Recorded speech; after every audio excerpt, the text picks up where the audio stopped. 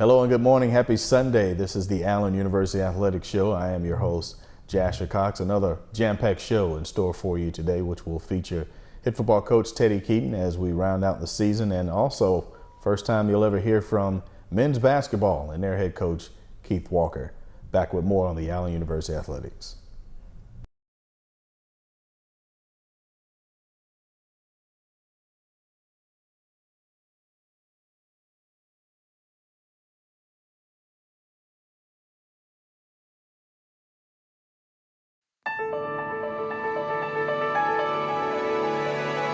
At Allen, discover the things you've been searching for. Achievements, authenticity, an experience that helps to uncover the real you.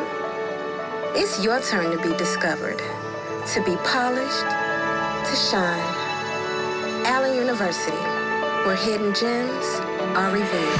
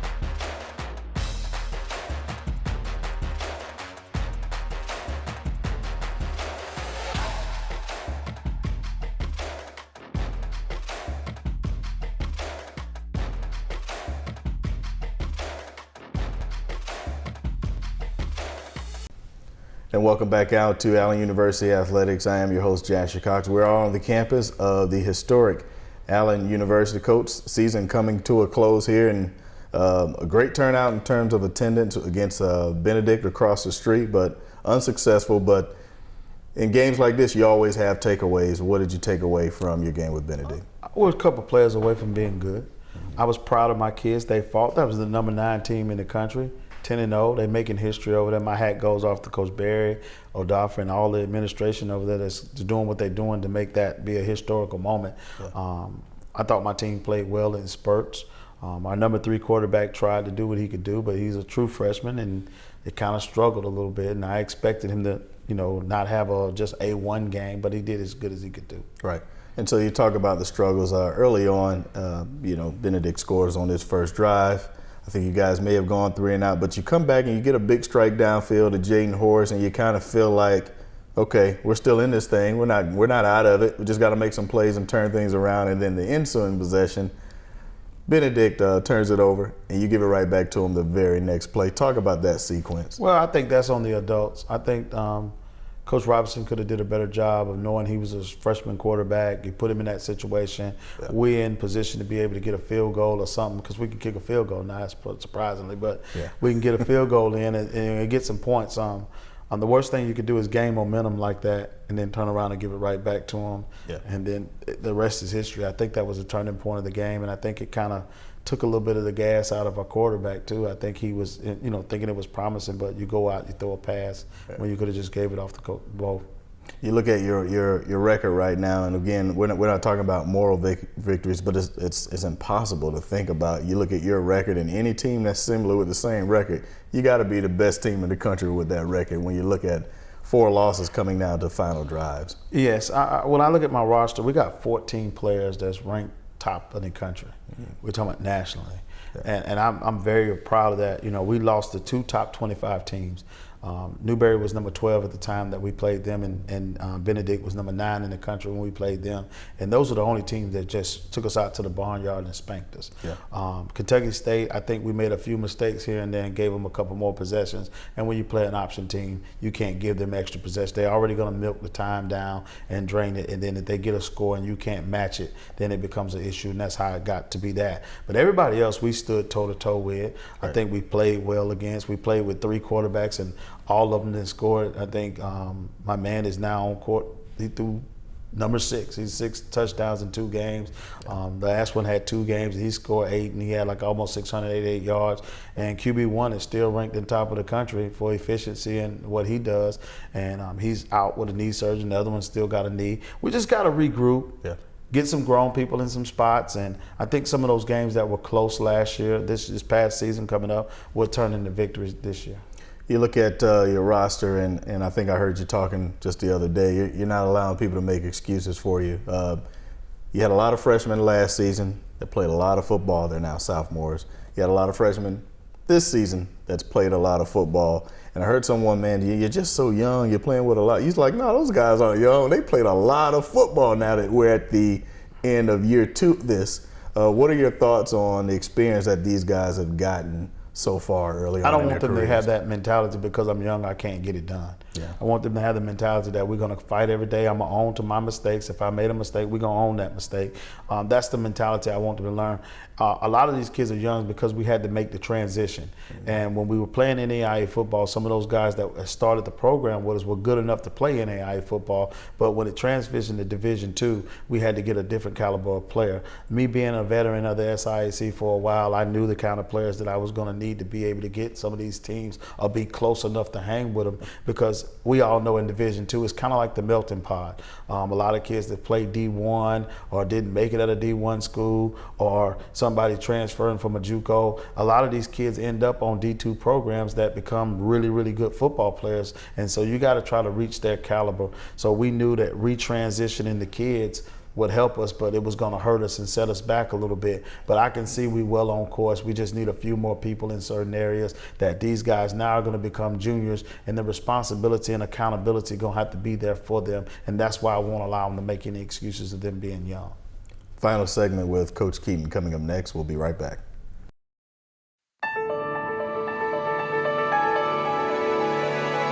At Allen, discover the things you've been searching for. Achievements, authenticity, an experience that helps to uncover the real you. It's your turn to be discovered, to be polished, to shine. Allen University, where hidden gems are revealed.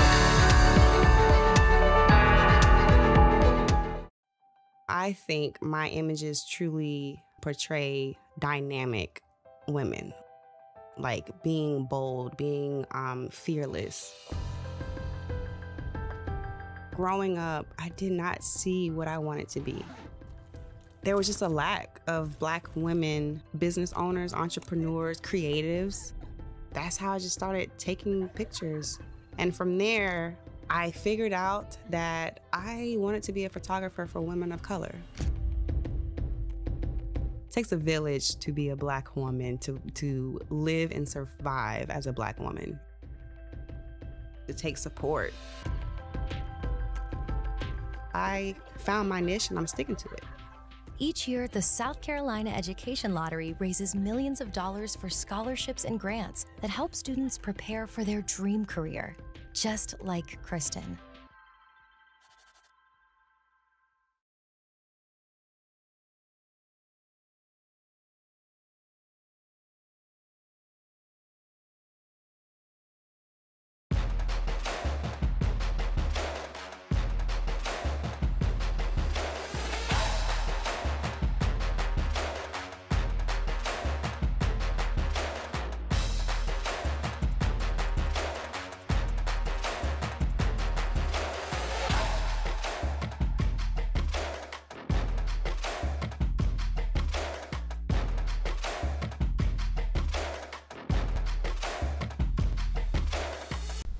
Back out of the Allen University Athletics Show with Jasher Cox, joined by head football coach Teddy Keaton, coach. The SIAC championship is coming up, and of course, 2 teams you've played already. Not asking you for a prediction, but again, that ought to be one quality football game. Oh, it's going to be a slugfest. Yeah. I think that if Coach Berry comes in healthy, it'll be a good match. I think he's taking some beatings. I don't know about Ruffin because he's so far away from me. I don't know what they got, but I know they like to run the football. They like to play. It's 2 similar teams playing each other. Both of them want to establish the run and throw when they have to. So it's going to be a slugfest. It's going to be on the defenses. I think if I had to give an edge in terms of defensive play, I would have to get that to Odafer over at Benedict. They got some pieces that could stop what Ruffin does, but they're going to have to both play a complete football game.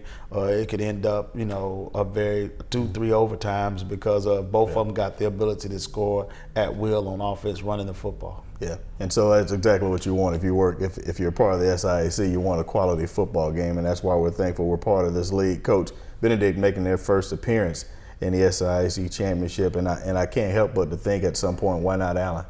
Well, I look at the whole quality of the SIAC and how much it's grown, the competition, the level of coaches. You have a lot of coaches that's got a lot of veteran, leadership in these games. So you're talking about quality of coaching and being able to recruit. So it's just going to enhance the volume. Why not Allen? Allen's going to be there very soon, and they know it.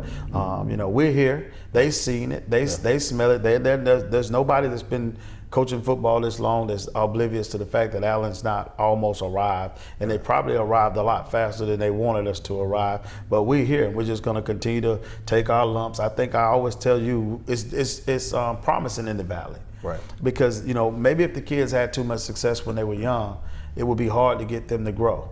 Their ceiling would stop. But the more they have these failure moments, the more you got teachable opportunity, and the more you get them glued in on doing what you want them to do and not what they feel like they capable of doing. And next year, people will see in fall of 2023 a slight change, one that we have not seen in the SIAC. It looks like we're going to an 8 conference schedule this season or the ensuing season next year. What does that do to you in terms of preparation? And it appears it just makes things even more competitive. It makes it very competitive because now you'll be glued in with schools that you wouldn't normally play on the East and worried about the teams. You kind of know who they are. Now you got to think about everybody because everybody's record is going to play a role in that. Mm-hmm. So games are going to matter that normally wouldn't matter. They're going to matter. So now you got to pay attention to what Miles is doing, what all the people in the West and Central State, Kentucky State. You got to pay attention to those games because you're not just trying to win the East to get there. It's going to be the top 2 teams. So every game is going to be very important to you now. Yeah. So it makes things even more competitive. Coach, we appreciate your time. Good luck to you the rest of the way. Thank you.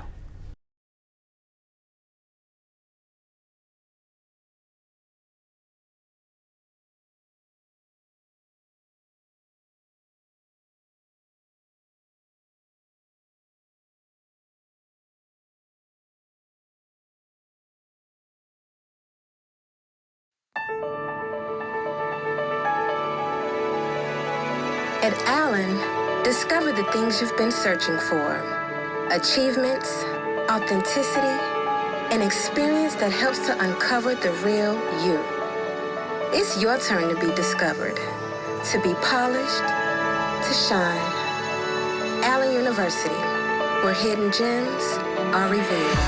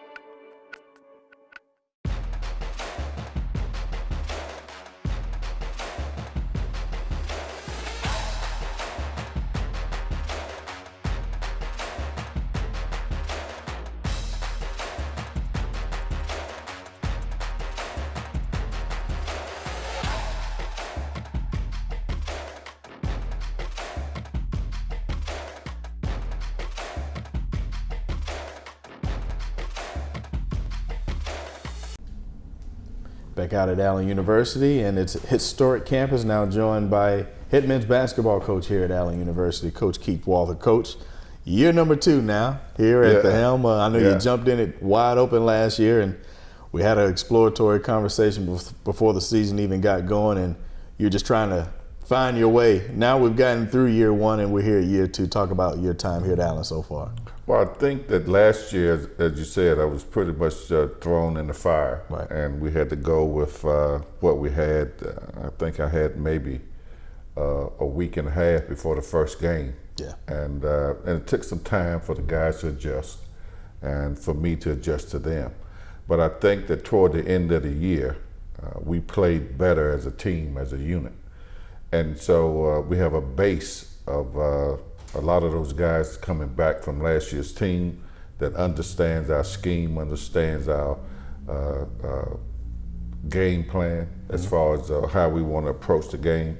And it seems like it's going to be much, much better this year. I'm looking forward to it. That's outstanding. Coach, you've already gotten one exhibition game under your belt with a like-minded Division II opponent, except out of the CIAA. What did you learn about your team in that exhibition match? Well, the veterans of last year's team did very well. As I said, they understand the scheme and understand what we're trying to do. We came in with the new group, the freshmen, that's what I'm saying, and they sort of allowed the team to come back a little bit.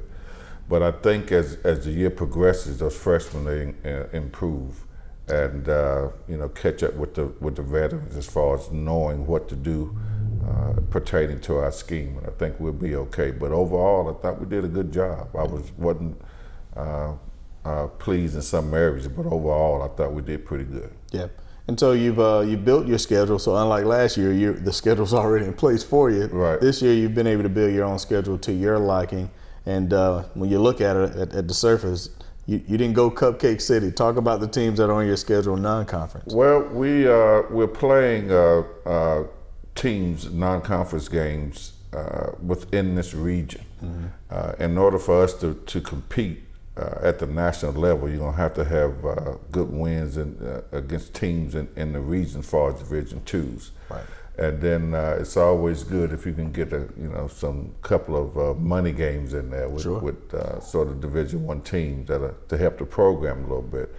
But I've looked around, saw some teams in our area that's very close, and we decided that we're going to be Division II, then that's what we're going to be, and we have to rank ourselves amongst other Division II programs in this area, in this region.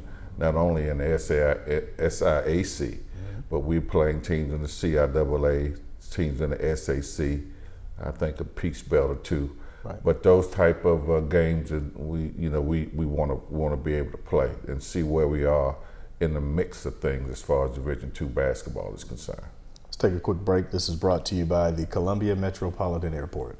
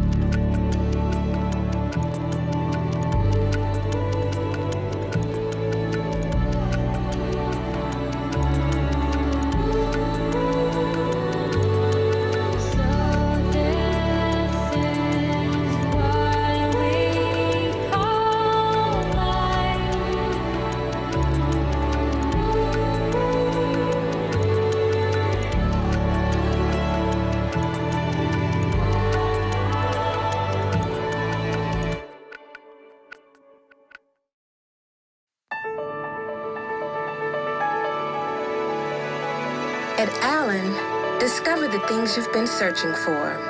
Achievements, authenticity, an experience that helps to uncover the real you. It's your turn to be discovered, to be polished, to shine. Allen University, where hidden gems are revealed.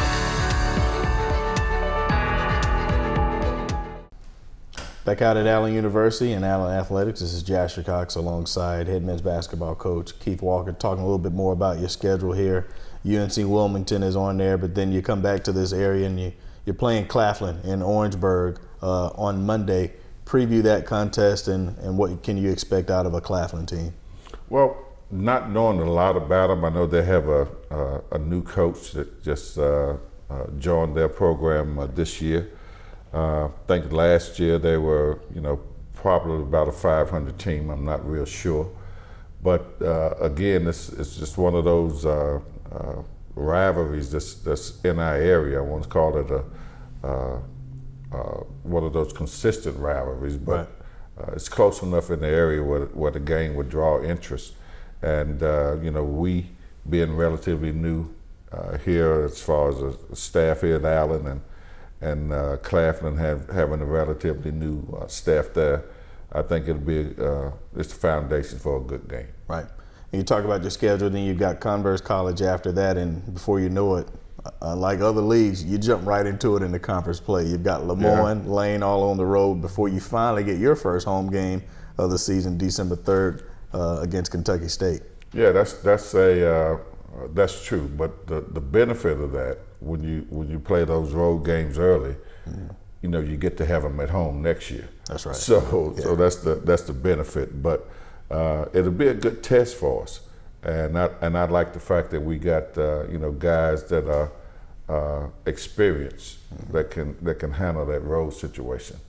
We got about 3 or 4 guys off of last year's team that are doing very well as far as understanding what we're trying to do, and I'm real happy with the way they've adjusted so far. Yeah, well, if you hadn't had a chance to see a Coach Walker coached team, shame on you. But to those that are strangers to you, what is your style? What can we expect when we see Coach Walker and his units on the floor? Well, we're playing up-tempo style, but it's not run and gun.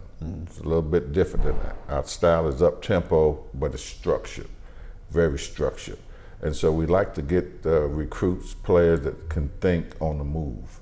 Okay, but it's we don't walk the ball up, and we don't run set plays. But if we have to, we can play that way as well. Right. And that's the structured part about it. It makes it easier to fluctuate between an up tempo and a more focused half court set of play. Yeah. Coach, you're no stranger to Division II basketball and HBCUs. You had a stint at Shaw. You were successful there. Also had a very successful stint at Delaware State in Division I MEAC and winning that league as well. Reflect back on your time on those days and what was it like building those programs? Well, Shaw was my first head coaching job, and it took a lot of work to get from point A to point B dealing with Shaw. Yeah. But one of the things that they allowed me to do was they allowed me to recruit, and it doesn't matter what level you are, you're gonna have to get the personnel, the people that can help you get the job done. Right. And so without any restrictions in that area, I was able to, and lucky enough to get people that could help turn the program around. So we went from last place, my first year there, to this next year we went from last place to the top 10 in the country. And that was simply because I was allowed to get players in and recruit. And it's the same thing at Delaware State. When we went there, we were last in the MEAC and that sort of thing. But being able to hit the road and target the personnel that you need, we went there for I think we won 3 or 4 championships, NCAA tournaments, all that kind of stuff. So. That is the difference, and I think that, and with me, a lot of coaches have philosophies on how they want to do, how they want to accomplish. But as long as I'm able to recruit players, bring them on campus, that sort of thing, it makes it easier for me. Sure. Coach, last question here, and we'll let you go. In order for Allen men's basketball to have the season that we all desire for them to have, what is it going to take in your mind? Well, I think it's going to take discipline out of the crew that we have. It's going to have to take a consistent effort, and we're going to have to have a focus, a mindset on doing what we have to do each and every play. And when I mean discipline, it's sticking to the game plan, sticking to what we're trying to accomplish. And basketball is a cumulative sport. You know, you accumulate so many mistakes at the end. You got 20 turnovers and, you know, all kind of other missed opportunities. But if we have guys that can just stay focused, okay, and execute what we're trying to do, I think we can have a lot of success. Fair enough. Coach, we appreciate your time and good luck this week. Okay, thank you.